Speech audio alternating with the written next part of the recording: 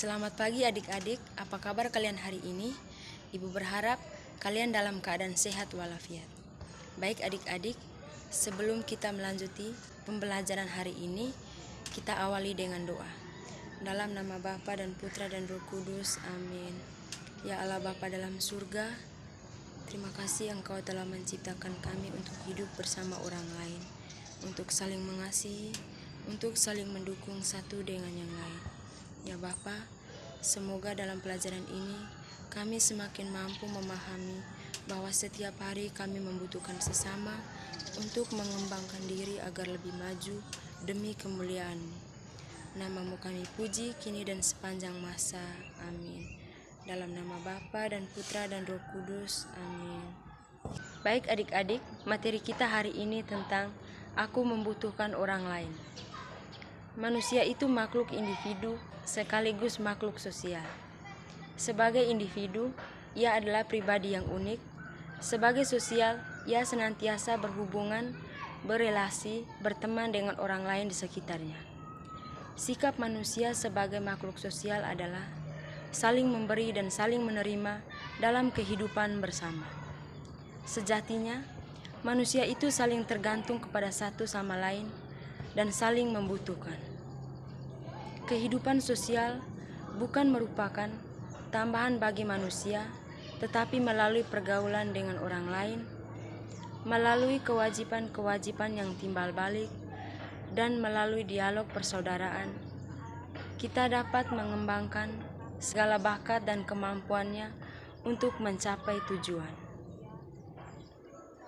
Kebersamaan dan persahabatan pada anak-anak acap kali hanya dapat bertahan dalam situasi yang menguntungkan diri sendiri. Alasan kebersamaan dan bersahabat hanya didorong oleh perasaan senang dan tidak senang, atau karena orang itu menguntungkan dirinya sendiri.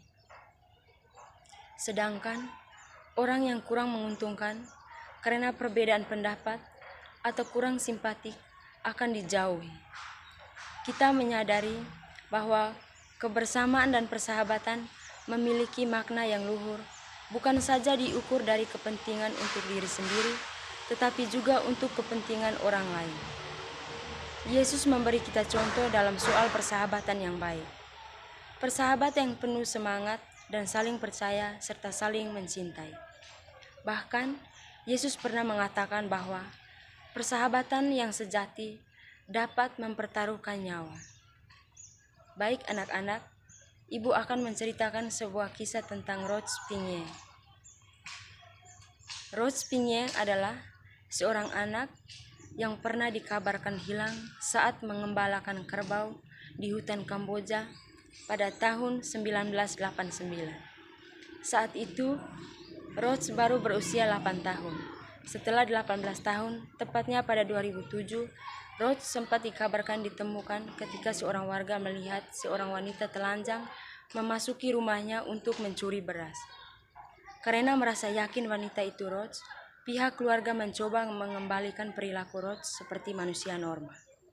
Namun, usaha tersebut gagal karena Roach lebih suka merangkak daripada berjalan dan tak mau mengenakan pakaian. Bahkan, akhirnya Roach kembali kabur ke hutan. Walaupun tidak diketahui secara pasti dirawat oleh hewan apa, namun diyakini kalau Roach saat masa perkembangannya diasuh oleh hewan-hewan liar di dalam hutan. Jadi baik adik-adik, yang dikisahkan dalam cerita di atas yaitu seorang anak yang hilang saat mengembalakan kerbaunya di hutan pada tahun 1989. Robespierre bersikap seperti hewan karena ia sudah dirawat oleh hewan-hewan liar sejak lama di dalam hutan. Jika kisah Roach seperti kisah kita bersama teman-teman yang sangat akrab, pasti rasanya sangat senang karena bisa bertemu dengan orang-orang yang sangat baik seperti mereka dan menganggap mereka sebagai bagian dari keluarga kita sendiri. Seperti yang dikatakan dalam kitab suci Markus bab 3 ayat 31-35. Adik-adik, perikop dalam Injil tadi yaitu Yesus dan sanak saudaranya. Nah, adik-adik, dari perikop kitab suci tadi, kita diajak untuk melakukan hal-hal yang layak disebut saudara Yesus, yaitu melakukan kehendak Allah, meneladani hidup Yesus, bersahabat akrab dengan Yesus, sehingga kita layak menjadi saudara-saudarinya dan layak menjadi ahli waris kerajaan Allah. Oke, baik adik-adik, dari kisah Rots Pingyeng dan Injil yang kita dengar tadi, kita dapat mengambil kesimpulan bahwa kita semua adalah makhluk sosial yang saling membutuhkan. Oleh karena itu, sudah sepatutnya kita saling tolong-menolong tanpa membeda-bedakan, baik dia laki-laki maupun perempuan. Anggaplah kita semua saudara.